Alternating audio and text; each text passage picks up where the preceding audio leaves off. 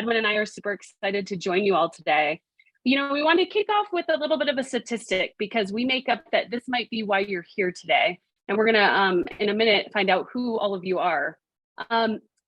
We recognize that more and more there's an increased sense of belonging in the workplace that people are seeking from their organizations, and employers are recognizing this. This is probably not new to you. Again, this is probably why you showed up today. In fact, in 2021, Deloitte facilitated a study, and 79% of the organizations that responded to that study said that fostering a sense of belonging was important or very important to the organization's success, but only about 13% of those responding organizations felt very ready to actually address that. So we're interested in kind of exploring this with you a little bit further today. So what we hope you're going to take away from this session is three things. We want you to leave with an understanding of why it's important and what impact it can have when your organization fosters a sense of belonging, and particularly when your leaders are prepared to organize a culture of belonging within the company. We also hope you'll understand both the direct and indirect costs to your organization, to your teams, and your employees when they don't feel a sense of belonging at work. And then most importantly, what our key topic is and focus for today is how we believe group coaching for leaders can help uniquely shift the behaviors and mindsets and help build a stronger culture of belonging in your organization. Edwin and I are thrilled to join you. I was thinking today about this topic and how we both have a real strong sense of belonging to this work with each other and at our organization. And so it's really kind of neat to be doing this work together here. A little bit about my background.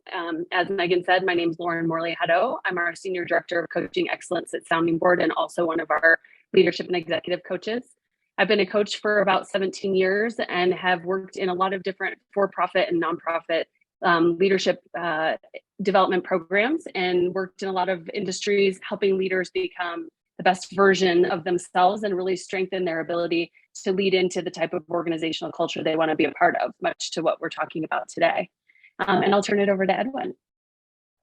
Hi, my name is Edwin Vega. Very excited to be here.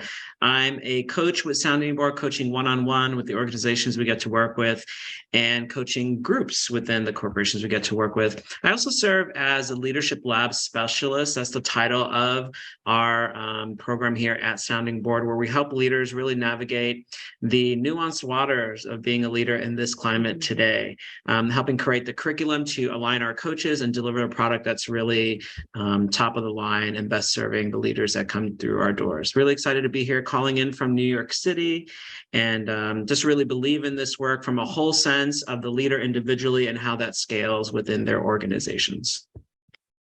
Yeah, so as you can hear with our background, we're really going to bring a coaching perspective, although many of the leaders that we work with hold roles much like you all might be holding in your organization. And so we have a shared understanding, at least an appreciation for what you all might be trying to advance.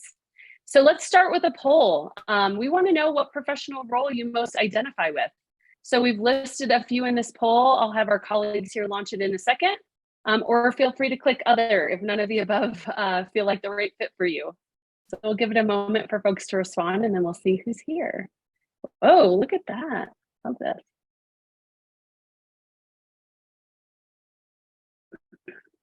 Well, there's clearly a front runner right away in orange here. And then nice to see. The horse race. HR business partners are leading the way. Yeah, leading the way. Nice to see how this is coming up. Also interested about the 27%. Feel free, if in the chat box, you can submit a question just saying who you're representing in that capacity and whatever role you're serving. That might just help us give us a bigger spectrum of who's in the room. Yeah.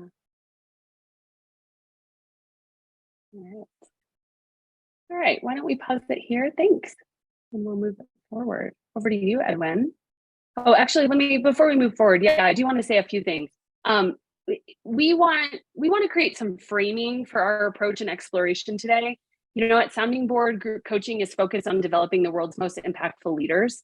And to us, this means developing individuals to be more effective, but also to be more effective in leading and having a greater organizational impact. So to us, thinking about the culture of the organization and what role leaders play in facilitating what that culture looks like is really a key way that we think about leadership development.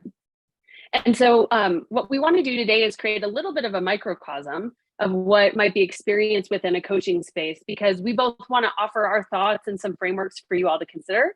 But we're also going to use a number of different polls and experiences to interact with you and use your thinking and understanding and views about what we're talking about to help source and influence our conversation today.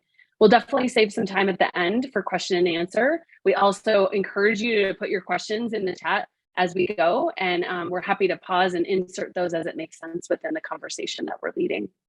Now, over to you. Yeah, absolutely. First, we want to dive into how do we frame belonging? How is it that we're really defining it so that we can really align together in this experience? We believe that belonging in the workplace is the experience of being wholly accepted and included by those around you. This comes from COCOL, formerly known as the Center for Talent and Innovation. It's a nonprofit think tank that really focuses on supporting and really being the driving force in how we see these themes and different trends in the leadership space. And it doesn't necessarily mean being popular with your colleagues when we're focusing on belonging or feeling connected to your coworkers because they went to the same school, live in the same neighborhood. It actually goes beyond that. It's really a sense of feeling. And that's why sometimes it feels like it is hard to measure, but we hope by the end of our session, you get a real strong sense of how we can really cultivate that in the workspace. Also, at a great place to work, they define it as such, as an employee's sense of their uniqueness, and that uniqueness is accepted and even treasured by their organization and colleagues. And it's not only the one-time impact of that, but it's an accumulation of the day-to-day experiences that enables a person to feel safe and bring their full, unique, and dare I say, authentic self to work. So as functional thought and culture leaders within their organizations, we make up that you were drawn to this topic for a specific reason and we want to find out what those reasons are. So we'd like to invite you to participate in a word cloud where we really want to see, like, in one word, what do you believe is the impact on employees of having a sense of or experience of belonging within an organization? So we'll bring that word cloud up for you here. I believe you'll access that in your chat function. Whoa, look at that.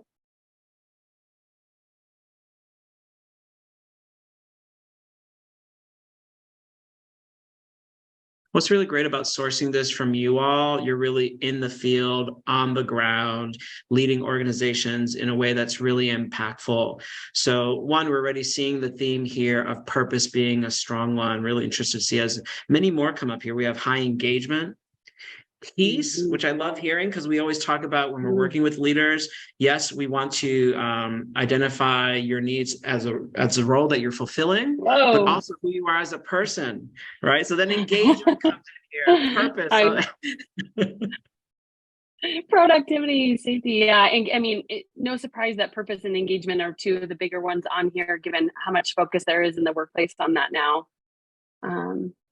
Productivity, interesting. I love that, because we're going to talk about some of the behavioral science that actually reinforces the impact on productivity of experiencing belonging.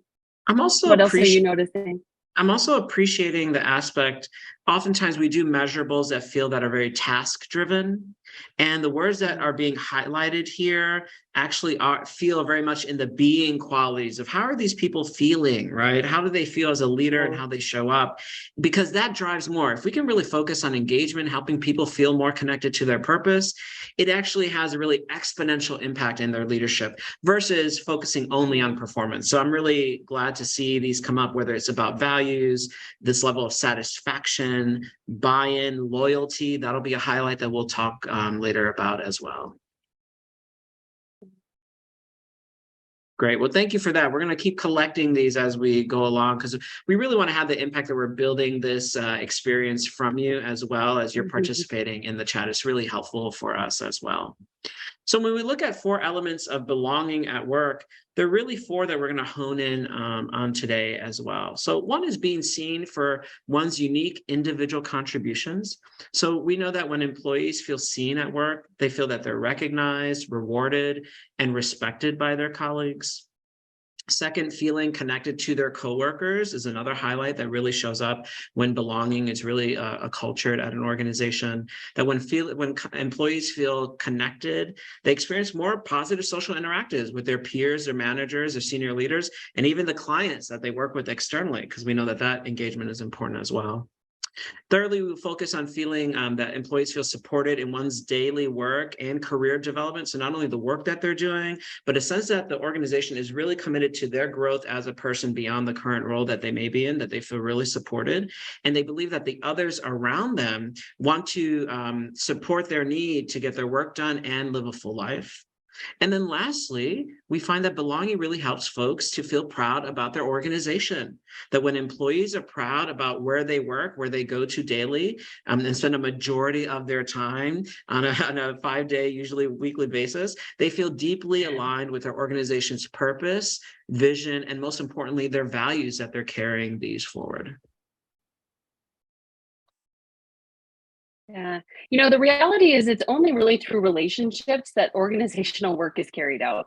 So, to create products, to reach organizational outcomes that are externally visible to people, that work comes from work relationships. And so we can't talk about work without talking about the needs that human beings have about being in relationship with other people. At Sounding Board, we pay attention to both what the science tells us and also what our experience tells us. And so first, we're going to start here with the science, and then we're going to move into and share a little bit about our own experiences as well. So why at an organizational level is it critical to create a culture of belonging? You all just gave us, probably like 35 great reasons in your word cloud, but we're going to share a little bit what could back some of that. And so the first is belongingness is a core component of human functioning. It literally will impact the way your employees think, the way they act, how they emote at work, how they show up with other people, if they don't have that sense of belonging and are experiencing social exclusion. So somebody, I think, talked about productivity. I see that as so critical. If your basic needs aren't being met, how are you going to engage in next level thinking or innovation for your organization? Building off of that, belonging is not only a nice to have, but it's actually one of the 3 essential basic psychological needs of us as human beings.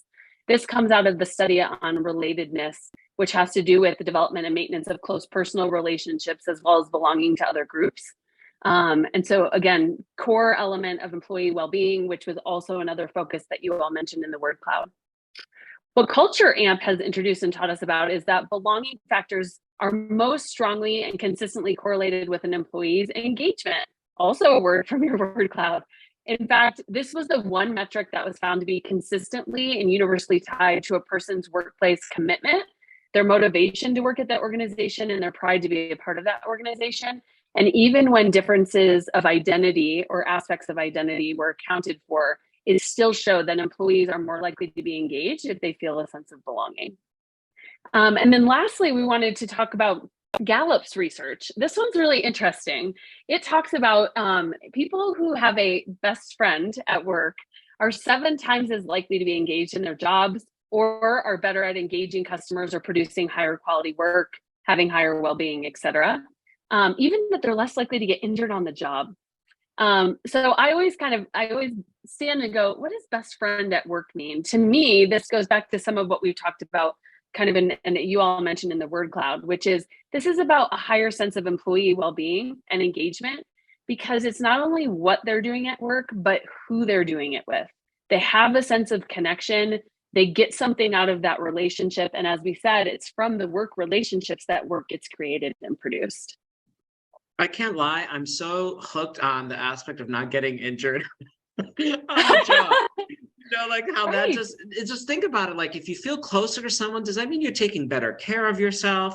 Is your level of self-awareness a little bit more engaged and sharper? It's just very interesting how many layers deep belonging can impact. And though I laugh at how that sounds, it's just so interesting to see that. Fascinating. So what we want to do now, I'm going to turn it to Edwin. We want to do another poll to get a sense of your experience. We talked a little bit about the science, but what's your personal experience? Yeah, so we'd love to kind of see on a scale of 1 to 5, with 1 being the lowest sense of belonging and 5 being the highest sense of belonging, where do you sit today as it relates to your personal sense of belonging at work? We'd love for you to kind of quantify that in a way that speaks to your current assessment of that.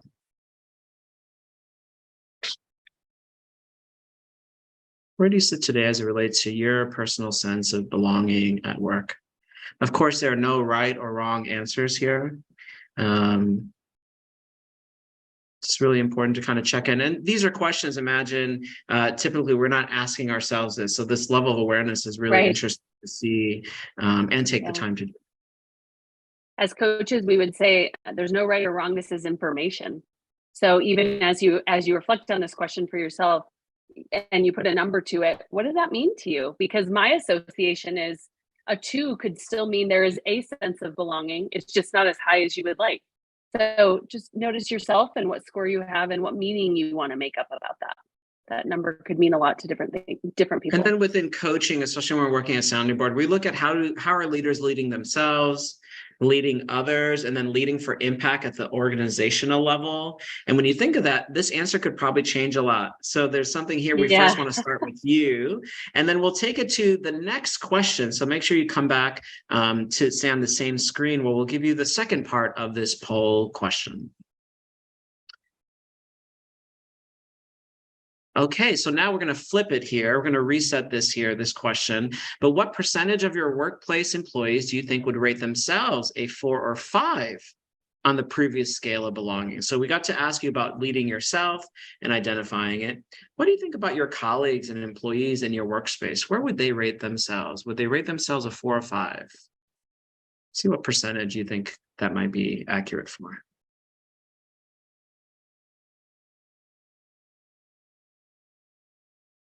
This is actually really hopeful, seeing 43% or seeing 57% or so feeling like they would rate themselves at a 4 or 5. I have to say that's very hopeful. I'm very excited just to see that, because it's proof that this is on everyone's radar. It is beginning to be felt in the waters that we swim in the work environment. We spend so much time at work and connected to work, even when we're not at work, whether the work is based out of your home or not. That I think more and more to see the level of productivity and to achieve the kinds of outcomes that organizations are looking to achieve in a dynamic, ever-changing market and world, you have to be thinking about these things, because as we talked about from the science, these are really core to kind of building the basic essentials that your employees need to be able to produce and create for your organization. Yeah, thank you for this slide here. We'll go back to the presentation. So now we'd like to look at a metric that was basically hinting at much of what you were kind of pointing out in the different polls that we were showing. We'd love to look at this scale that really looks at belonging, how belonging in the workplace pays off. We are really pushing that the more belonging there is, the better retention there is, the better engagement, again, coming from your word cloud as well. Loyalty was a word that was highlighted a number of times in the word cloud. And we also talk about employer brand.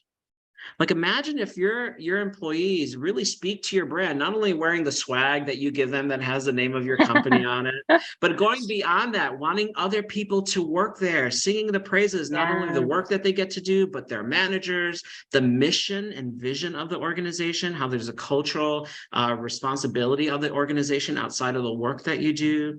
And you'll see here, as the percentage of belonging increases on the bottom here, we're measuring the belonging score.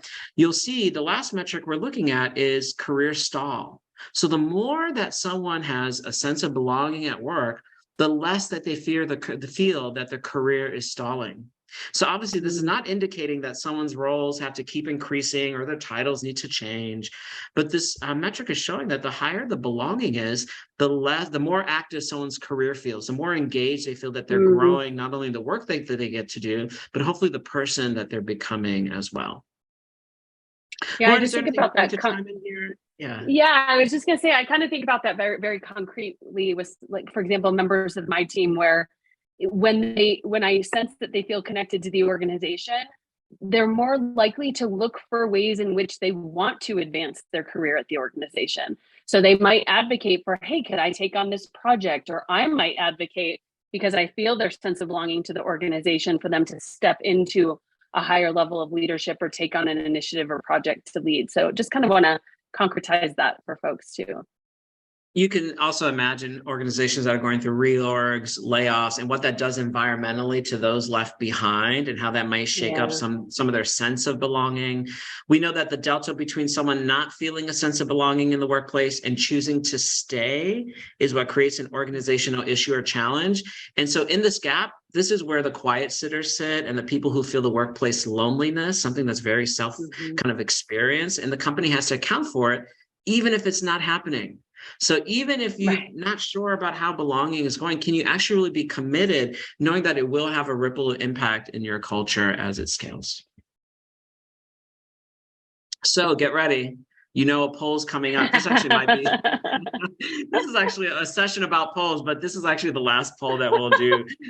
It's a two-part question here. The first one is, which career indicator of the list that we just showed you is most intriguing to you? If you remember, there was retention, engagement, loyalty, employer brand, and then career stall. We'd love to activate that poll to see which career indicator on that list is most intriguing to you.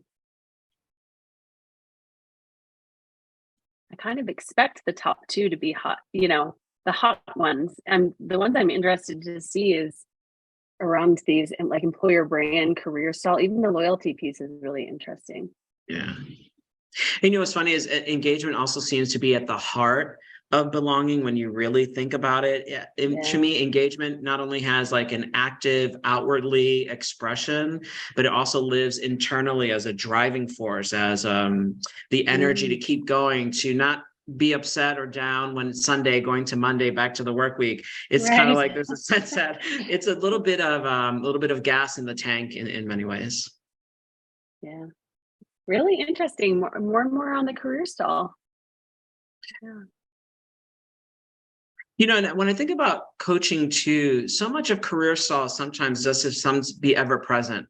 Sometimes we have this thing where we feel like we always have to keep increasing my title, increasing my responsibilities, versus how do we focus on the quality of what they're doing, the experience of what they're having.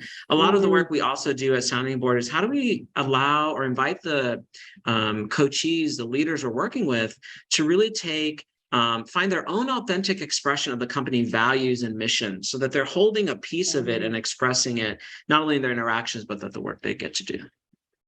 Yeah.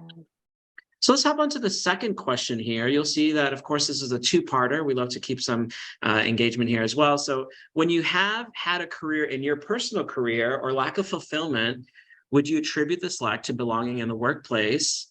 And we're seeing some interesting kind of a 2/3 split here, which kind of makes sense even to that first slide we showed, Lauren, around that percentage as well. Oh, yeah. Yeah, so this is, what we like to do here is source from your perspective in your organization, source from your own perspective and experience. Notice how that provides different information as you're thinking about this dynamic and how you manage that in your own professional role. I think this is really important. I'm just focusing on this word stall in a career. I'm imagining I have some younger friends in their late 20s, one of whom's changed jobs 4 times within the past 3 years, which is so opposite to my father, who worked at one company for 40 plus years. So this whole aspect of career stall, I think current younger generations have a very different mindset. Doesn't exist. They stall it. Yeah, exactly. So this is just making me think about that. Like, wow, we even have a different relationship to what that means, and then how we deal with it in many ways today. Well, I think that's a really great point, right? Because some people would be associated maybe around the company loyalty perspective, or if they've been there a period of time, there might be a story around stick it out, right? I've invested this much already. And I definitely think there's a generational bias around that, with younger generations saying, I'm not going to tolerate this. I'm just going to go find that other place. And even if I'm not going to another job, it's better, like not having something is better than being in a place that feels unfulfilling, right? Much different, very different mindsets, probably based on generation. Yeah, absolutely. So we can head back to our slides here. And then we'll really begin to talk about how we harness the power of groups in the workspace. Yeah, so what we want to just name here is, as we transition to have you all think about, we've been talking a lot about belonging, the science behind it, your own experience. Now we want to shift into the rest of the conversation being around group coaching and how group coaching can stimulate belonging in the workplace, but also a sense for leaders of how to create belonging for their teams and employees. So before we get into group coaching specifically, what we want to help you understand is that you've already probably been harnessing the power that groups can have in a workplace up until now. This is not new. We think about groups as being two or more people within an organization that are focused on a specific task or experience. And what's really neat about groups or systems, you might think about from systems thinking, is they create a really fertile ground for belonging because they are a microcosm of the larger organizational system. So typically groups and organizations tend to be centered or focused around doing the work. So within teams or functions, you might be co-creating strategy, moving forward an initiative, or getting aligned on, vision, goals, et cetera. But there are also other ways in which the power of groups have been used in organizations to kind of go above and beyond just doing the work. So things like employee resource groups, or ERGs, even the use of team retreats or offsites, leadership teams, corporate volunteer opportunities. You see some of these ideas listed here. But these are ways in which you have tapped into bringing people together across your organization to help them talk about and normalize what it's like to be in a specific role in the organization, maybe a specific function in the organization, or maybe even to hold a shared identity, personal identity. And so it can be really powerful for normalizing that experience and helping to, again, help people stimulate a sense of connection and belonging to others, just in day-to-day work. So now what we want to do is take that and shift into, okay, let's talk about group coaching. So at Sounding Board, we define group coaching as a peer-to-peer leadership development experience that is led by a coach. And our coaches have experience in developing leaders and thinking about how to level up leaders based on where they are in their organization, and also helping them tap into and understand how through their own development, they're going to be able to expand their impact within their company. So when we think about bringing folks together in a group coaching engagement, for us, that's really a peer-to-peer space. We don't want people where there's reporting relationships. We want people who have maybe a shared professional role, shared level of responsibility, and oftentimes a shared experience of how much investment they've made in their own professional or leadership development in the past. I'm seeing some questions coming in, so I'm wondering if we want to pause here and just see if any of these might fit to what we've been talking about. So the first, what does the research say regarding the impact of belongingness on mental health? We didn't speak to this directly, but I think you can imagine what the results would be. Very strong to say that when folks have a sense of connectedness, we mentioned that one of the three top psychological needs humans have is for belonging. And so that generates a lot around mental health, mental well-being. Is engagement the opposite of quiet quitting? What are your thoughts, Edwin? I mean, I actually love this question because sometimes I feel like quiet quitting lives on its own island by itself. And I was kind of pushing back on that term initially. And what does that mean? And what I love, the contrast here is that I see quiet quitting now peer-to-peer with engagement is like, there's just the lowest level of engagement to not be noticed, to be removed or quit, So that's how I love this aspect that Amanda B is sharing here, that for me, I love seeing it as a polar. There's a polarity there where in quiet quitting, the engagement may be visible, but it's like just enough. And realizing, remembering how big engagement came up in that word cloud, and obviously looking at different metrics of engagement.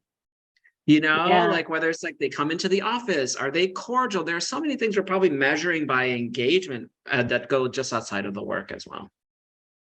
I also think, and I imagine we might need a little bit more time to study this effectively, although I'm not familiar with it. There might very well be studies out there about the impact, obviously, of the pandemic on all of these pieces coming together. Like when you were just saying, coming into the office and seeing and connecting with people, when you don't have that, how does that impact all of these factors, both your sense of belonging? Obviously, we know a lot about mental health and well-being, this sense of quiet quitting, how that maybe exaggerates it or not, depending on how the organization navigates things. There's a couple of questions we'll get at when we get into the group coaching piece. I'm just looking at this one from Pamela. I wonder if a sense of belonging is more strongly related to career stall when joining a new company or new team or company versus career stall after being on a team for a longer period of time? What are your thoughts on that? What I've not really thought about is if you're joining a new team, the level of belonging may be really difficult to tap into, because the sense of not knowing others, needing to whatever benchmarks, if you're driving yourself on a super high level of perfection and performance, usually if you're so focused there, you're probably not feeling the level of connection. So it makes me think about like, oh, wait a minute. People who are maybe in one career for a long time or role, they may feel stall. Maybe in this instance around belonging feels very out of reach, because our focus tends to be a little bit more performance driven when we're in a new role. How do I show and prove that I quote unquote belong here versus I assuming I belong here? So I can see that being, I see that a lot in people in new roles, especially in our group coaching. When we have people who are first-time leaders, I think I see that the most, that they quote unquote don't believe they're a leader. In my job, I feel like, oh, I have to convince these people, come on, of course you're a leader. So I see that often. Well, and I think I also want to name that probably that perspective varies based on your own personal identities. So if you see yourself in a minority identity group within your organization, and that impacts your sense of belonging, do you wonder or question whether there is career advancement, career trajectory for you within that organization if you're not seeing people that look like you or have a shared sense of, shared aspect of identity in higher leadership development ranks, right? Yeah. So let's move in. I know there's a few questions we'll get back to, but I think we'll maybe touch on these as we get into this next section around how to harness the power of group coaching in the workplace. And I'll just emphasize, for us, group coaching is not team coaching. So we're not working with an intact team. We're working with folks who have a shared level of leadership in the organization, with the ideal being folks who are across the org, maybe some folks from different functions, but aren't necessarily in like day-to-day work together. It's actually a good tie-in to this first element of belonging that we're looking at, which is about being seen for your individual unique contributions.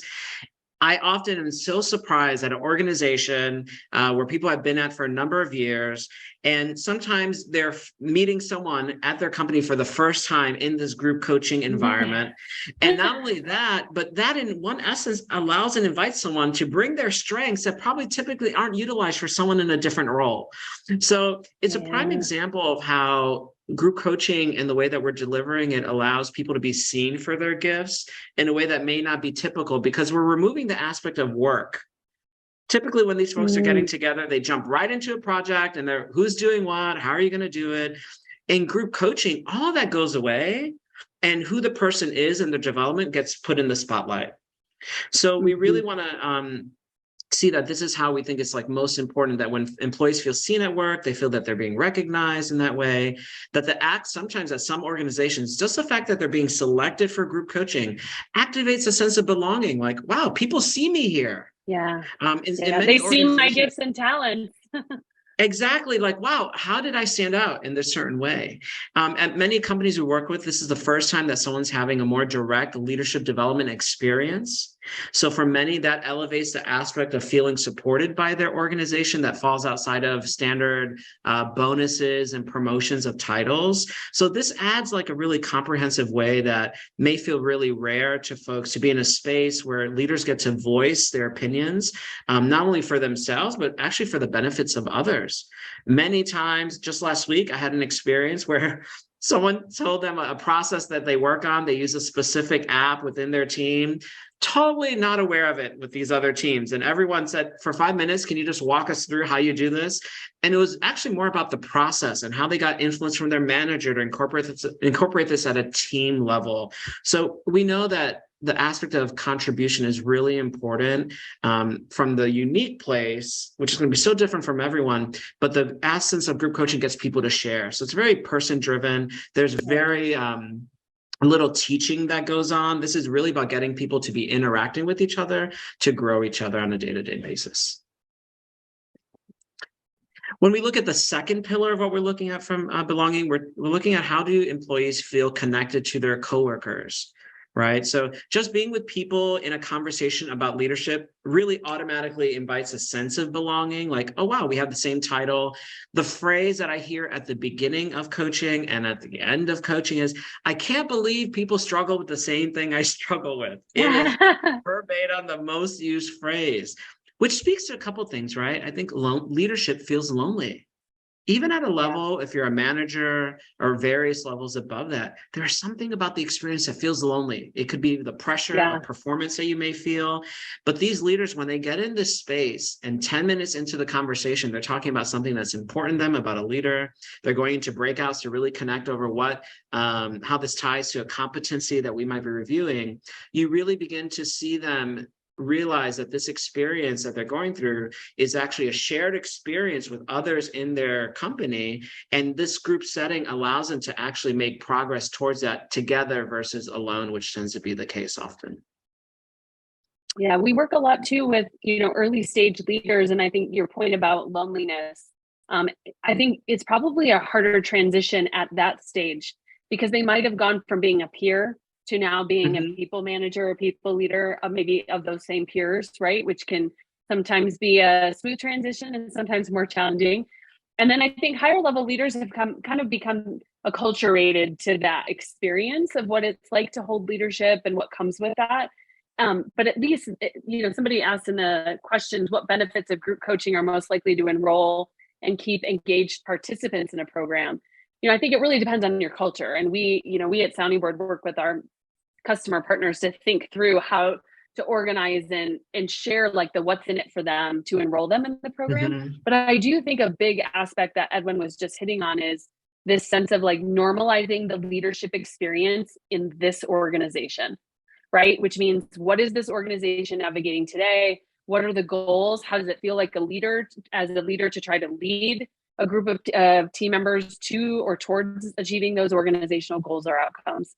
But that normalization and the feeling connected to the coworkers is significant. Well, and also you can imagine the flip side of this. Imagine we have a group of coworkers, and as their group coach, I'm just letting them vent for 30 minutes. Like, finally, I have a place where all I get to do is vent and complain about my role. That is not how we're holding group coaching. One, from a very obvious standpoint, we hold the group coaching ethics that are really held through the ICF, the International Coaching Federation, where we're having certified coaches deliver this group coaching, where it's really focused on what the leaders are bringing forward. There's a great question about how do you ensure the group coaching doesn't turn into a venting session? How do you make sure to keep it productive? We do it through a number of components where, one, we're giving them preparation work. So we're trying to really amp up their executive presence so that they're really spending time before going to a meeting to really form their opinions, get engaged in the materials. Second is, as their coach, actually clearing is a skill where if we notice that there's the wanting to ventilate and complain, great. Go into a breakout and for 3 minutes complain with your partner, and they come back. It's like, all right, let's let that go. Where are we now? So there is a sense that as the coach, my responsibility is to take charge of the experience. I'm guiding, but the participants are driving. And even on the spectrum of complaining, you can imagine a lot of helplessness comes up. Oh, senior leaders, they don't do nothing. They don't include me. And at the end of the day, as a coach, it's like, great, but what are you going to do? You are in this role for a specific reason, to lead. So great, there are circumstances around you, real or perceived. But in terms of this, like, what do you want to do? And it's sometimes the first place where a leader can not only be confronted about that, but then supported by colleagues who are experiencing the same thing. So I feel that's where this really takes a different charge of when colleagues are getting together and feeling connected. Well, and that's how they start to create this sense of belonging to each other, right? Because there's that normalization of what we say here, like the shared experience of leading in the same organization. But then what we always talk about is like coaching what gets revealed in the moment. So if in the moment this helplessness comes up, then the leadership development opportunity in front of this group is to own where they have influence or control versus believing they have to accept the way that things always are.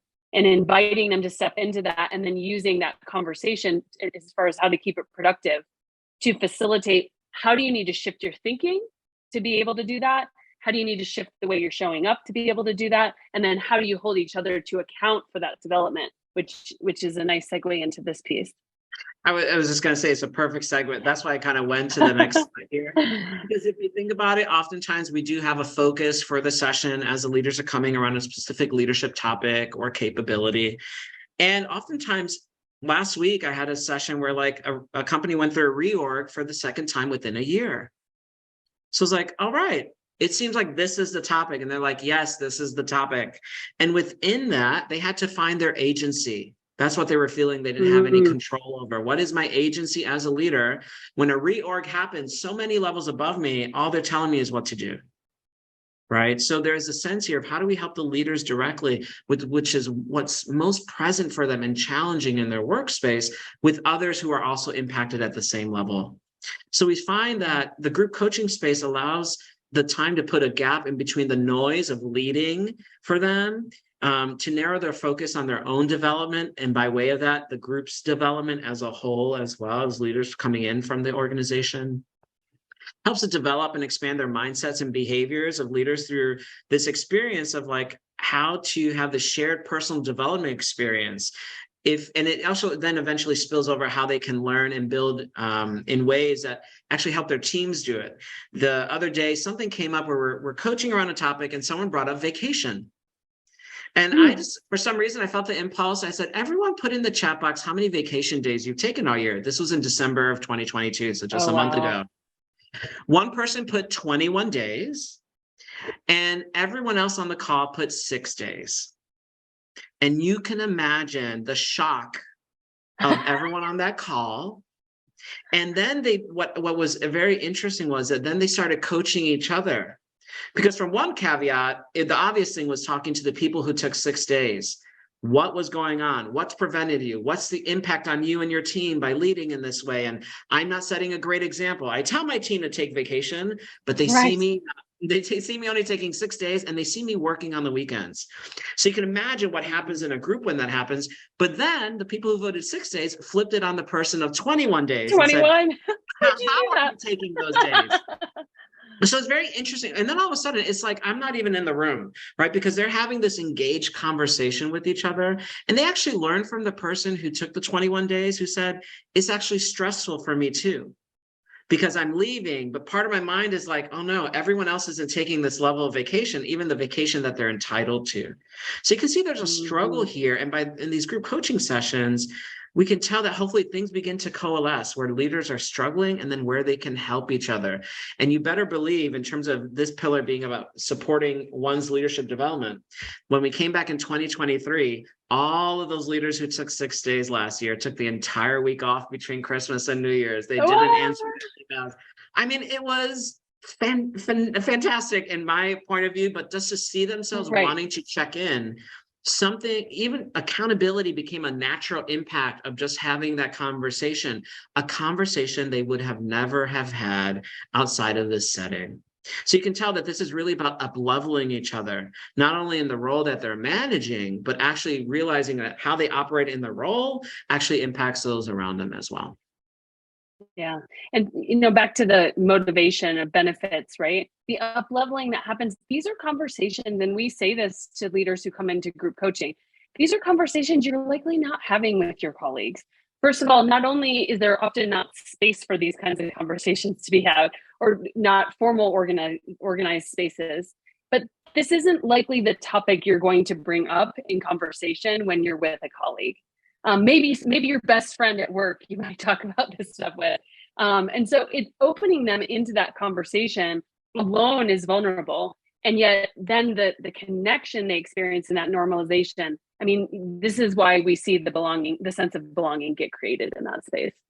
I mean, we sometimes have Slack channels with the companies we're working with, and sometimes a Slack channel that's been dead for a year and a half. Actually, Lauren, our first group coaching client, someone will put a chat in there to update everyone about like a life change or something like that. So even though an engagement ends, we know that they're continuing that, and this is where feeling proud of the organization, we believe it comes in, because the participants begin to attribute the benefits they're getting from this coaching experience, the connection that they're having with their colleagues, more so to the organization. So it goes back to this pride of feeling this benefit of group coaching, not only to the participants in the group, but the company at large, right? So when that happens, it really feels like they're attributing it back to the organization in a way that helps with the goals and different imperatives that might be happening as well. And that also, that by changing this group of people, we believe that we're also then really allowing a wave of impact to change the people in that culture, so that over time, and typically we have groups of leaders at an organization going through this at the same time, they have a more shared language of leadership development and things that are important within the leadership space. They have a way of being with each other that's more based on asking and supporting versus only telling. And we do this in a number of ways. We're seeing a question come up about any tips for group coaching when employees are in different locations and countries. Obviously time is realistic. You have limits in many ways, but I've been on calls where we've had about 4 different time zones, people having different aspects of agility with the English language or the shared language of the group. And it's amazing to see that the experience, what happens when we allow and invite people to bring more of who they are and who they are within that. And then obviously we're a global coaching company, so we are able to deliver coaching around the world in that way. So there's kind of a couple caveats that we can support that. And obviously technology helps that to be a trailblazer in that way. I think the other thing I want to name too is back to, if you want to take it back to that last slide, I just want to point to this feeling proud of the organization. I think we're all, or are we still in a pandemic? Could we say that we are? We're on the tail end of it. I don't know. I don't know. Somebody please correct me in the chat. But wherever we are, we just navigated something that I don't think any of the leaders that were leading those organizations had experienced that level before. And so there's a pride that also gets created when you're coming together to talk with other leaders about how to navigate the greatest challenges in the organization that day, of which some of those leaders have never faced before. So it's a little bit like going through, I don't know, a ropes course or something with people. Like, you just did that hard thing together. And that creates a sense not only of belonging, but that can translate into pride for the organization, because of the way you might have shifted the culture in the organization from the leadership and ideas and generative nature of what came out of the group. Yeah. We're also seeing a question come up here in the chat box. I love the best friend at work plan. So I'm already calling it a plan. So we should be instituting this. We believe this. Do you have ideas on how to start that? How do you connect employees? Do you sign them a friend? Well, in the group coaching space, what is interesting, we sometimes will, at the end of a session, we really always want to make sure that the leaders move forward with an action. Like, what are they going to take from the session to make it real outside of the session? Because we believe the real coaching happens outside of the session. Like, what do they really say yes to and get an action around?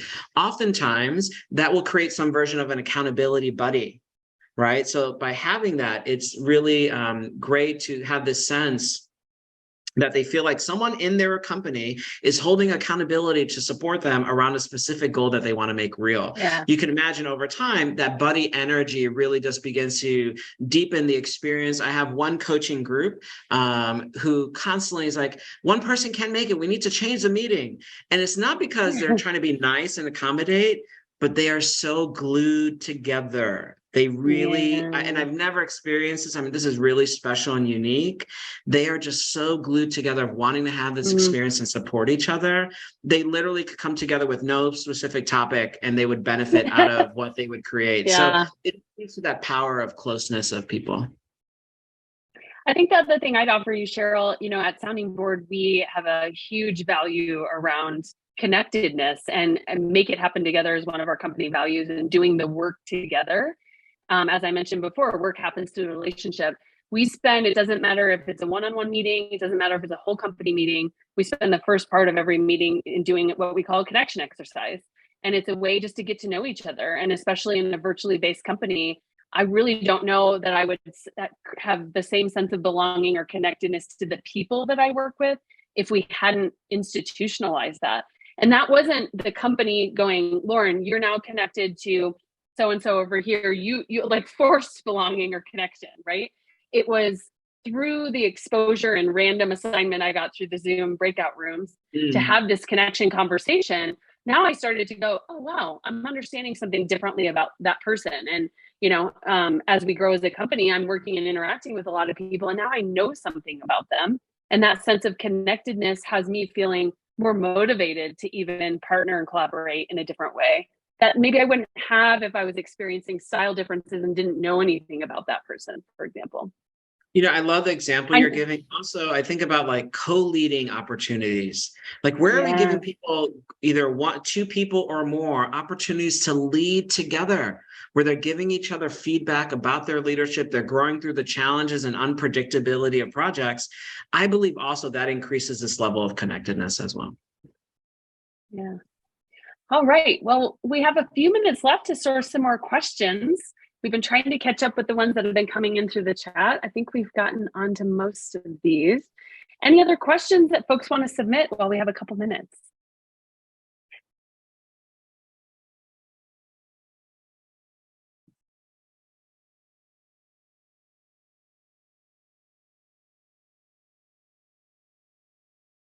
And as you're watching, just know there's a little bit of a delay. You'll submit it, then we get it submitted. So in case those are coming out, that is a little bit of our process. Well, while we're waiting to see if any come in, anything you want to add, Edwin, that we haven't talked about today as it relates to just how you see leaders being empowered to create a sense of belonging in their workplaces through group coaching?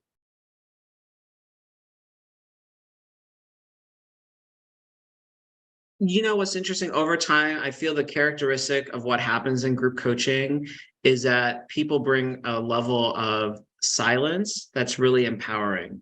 I'm not thought this through, I'm just answering on top of my head, but I just closed with a group yesterday, and as they were sharing the biggest takeaways from the experience, there was such an active engagement of listening and giving space for each other. And so many of them talked about that what they're most surprised about the experience is that they're bringing it to work in ways that they know is changing things, but it's helping them outside of work as well. And I know we're here to talk about workplace and belonging, but when we really begin to focus on the whole person, the entirety of who they are, their culture, their identities, this actually, and lived experiences, it really is interesting to see how it just creates a bigger ripple impact than what might be seen or felt. Well, and so interesting. I think what I would add is kind of like the other side of that coin, which is there are often times where we'll be leading group coaching sessions and people will come in because there is something happening in the global world or their organizational community or a local community that they're a part of, a school shooting, etc. And they come in and they are in their head and in the moment of what that experience feels like. And so there's this opportunity to use the world events to help them see a perspective around what's happening. What is this moment calling for them as leaders within their organization? How do they model their own vulnerability as a human navigating the experience of this event? And then how do they create space for others to do that as well? It's like, you talked about earlier, Edwin, kind of these small moments that build up over time. There are moments to create belonging. This doesn't have to be a huge initiative. Belonging can be created in the moment, often by recognizing humanity and leading in a way that recognizes the humanity, both for yourself and then for your team to have the space to talk about those things. We do frame the first top thing we do frame group coaching with is confidentiality, just to create that space. And it is interesting, week to week, people will hold things. Imagine I'm in a coaching with Lauren. The next week I see her, is like, hey, how was that thing on da da da da da? Like, people will follow up. There's a sense of like wanting to connect and care for this person and holding energy around that.